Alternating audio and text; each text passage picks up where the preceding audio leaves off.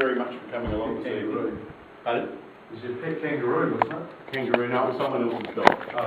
Yeah. Thank you very much for coming along this evening. I'm an Australian broadacre dryland farmer. I farm about 2,000 acres, roughly halfway between Melbourne and Adelaide.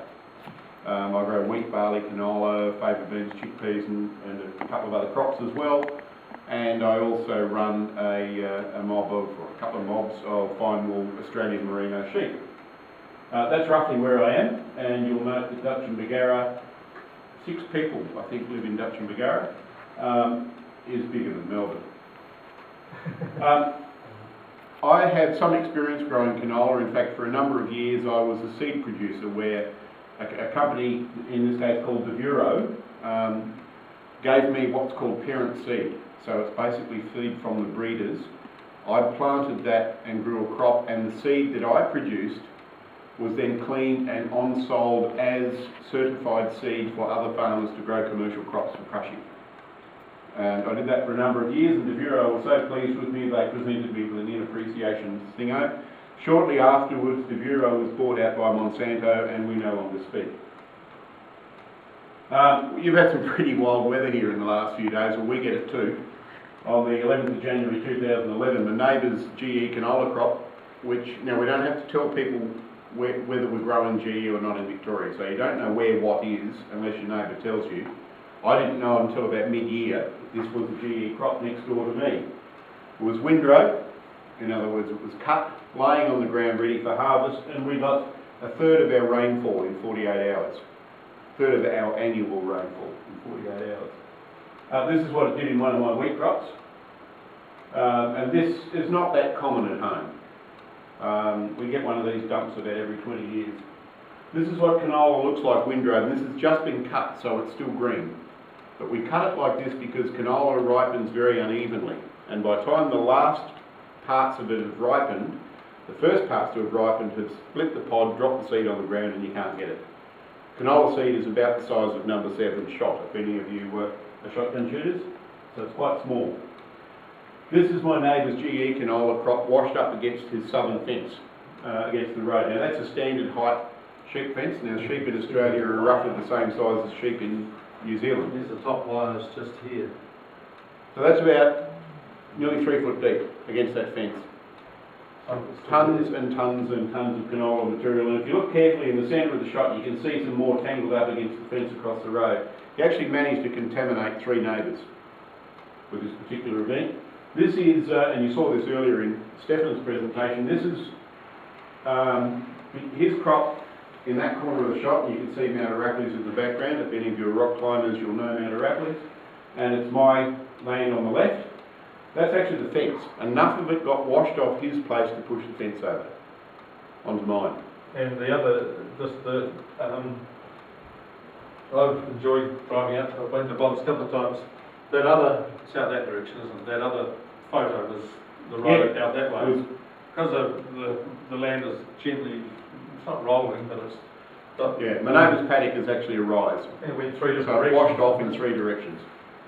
Contaminated 4 neighbours because it went clean through my place into a neighbour the other side of me. This is some of the material that washed onto my place, and that is canola plants dried. Those pods are intact, full of GE canola seed. Now, when you consider that I sow canola at 2 3/4 kilograms per hectare for a production crop. Bob? 2 3/4 kilograms, about a shoebox full. Covers 10,000 square metres. That's the rate I sow it at. Now, I've had enough canola material to wash onto my place to push the fence over. There's a fairly good chance I've got enough seed on my place for a fully fledged commercial crop over several hundred hectares. Because that 2 3/4 kilograms per hectare can produce up to 2.5 tonnes of seed. Multiplies quite vigorously. This is some of the canola that germinated after the event. That's canola at cotyledon stage. So I very clearly had canola on my place. It was GE. Now, I'm 4th generation on our farm. My great-grandfather was the first person to settle in the area. But I spent 10 years in the marketing industry, working in commercial media. And one of the first rules of marketing is listen to your customers.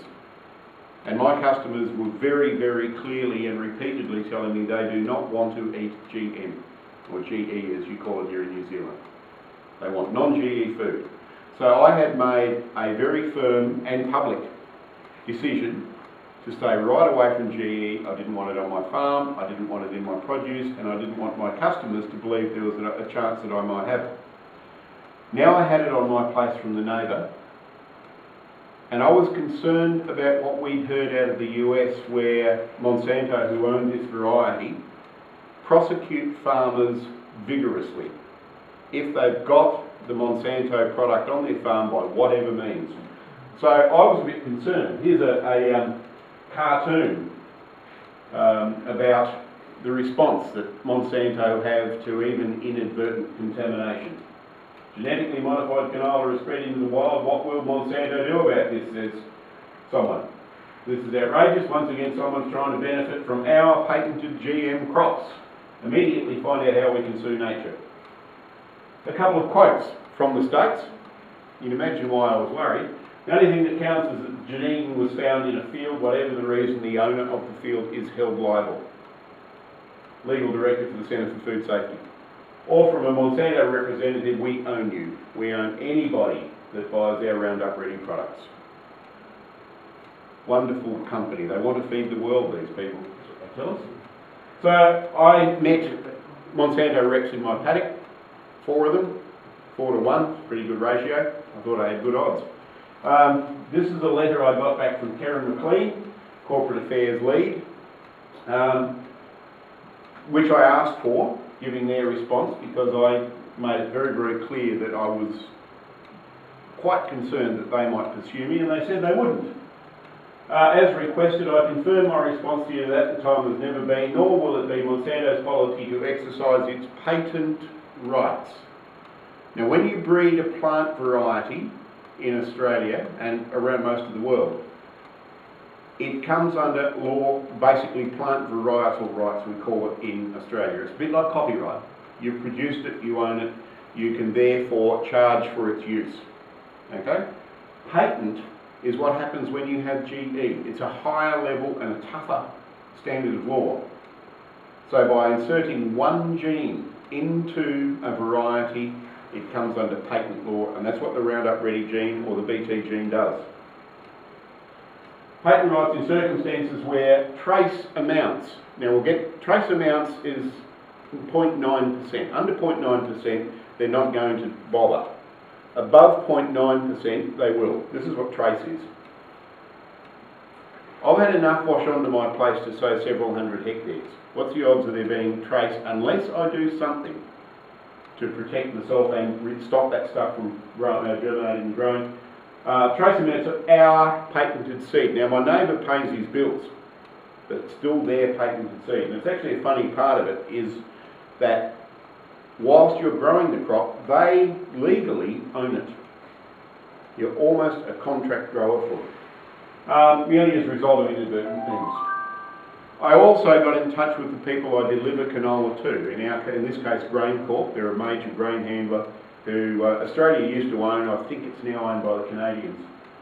If you deliver canola in excess of 0.9%, there's that figure again, it is likely you will be identified. Every load of canola I deliver into the system, they keep a discrete bag, a plastic bag, taken from my truck, Bob's canola, load number XYZ on such and such a date. So they can identify if there is contamination, which load, on which day, how many tonnes, from which grower. And we tell them which paddock as well. So they can trace it back that tight.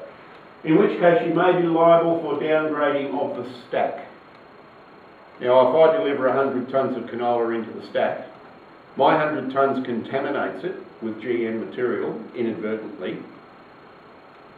I'm liable, according to this, for the difference in value of the entire stack between the GM crop and the non-GM. So if it's non-GM, I contaminate it with GM, it will bring a lower price, $35 to $50 a tonne. So if there's 5,000 tonnes in there, I'm up for the difference. So I think I have they think I have three options. I can deliver and declare as GM. Now I'm specifically growing non-GM, but I can say, look, it's GM, pay me less. That's comforting. Or declare as non-GM and risk being sprung and having to pay for downgrading of the stack. Or we can arrange a segregation for the delivery of contaminated stuff. Now, there's tens of thousands of tonnes of this stuff tearing around the district during harvest. What's the odds of a major handler saying, oh Bob, you might need one of your own, a little stack of your own? They have trouble putting stacks up for people to deliver an intact line. So this is basically stuff that I have to do because someone else has decided that they can grow GM in the area. This is how bad a job we did with this in Australia. The ACCC, the Australian Competition and Consumer Commission, has been, we've received stuff from them saying that no contamination would be acceptable in products using GM-free or non-GM labels.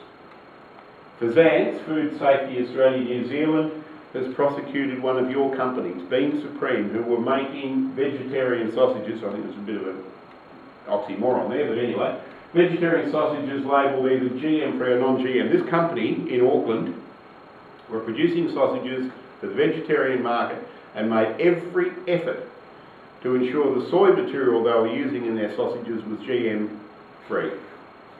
They weren't confident, and at their cost, again, a non-GM entity having to carry costs because of the GM industry, changed their labelling at their own costs to go non-GM, basically to cover the slight risk that there might be some. They found, Fazance found 0.0088% contamination and took them to court and won. Okay? Cost the company $5,000 in fines and several tens of thousands of dollars in legal fees, and very nearly sent them broke. Due to the contractual obligations and liabilities involved, it's essential for farmers to know the GM content of the seed prior to delivery to avoid cost and liabilities. Unfortunately, there are no quantitative tests available at delivery sites. We can get a lab test done, takes 2 weeks, costs $600 a sample.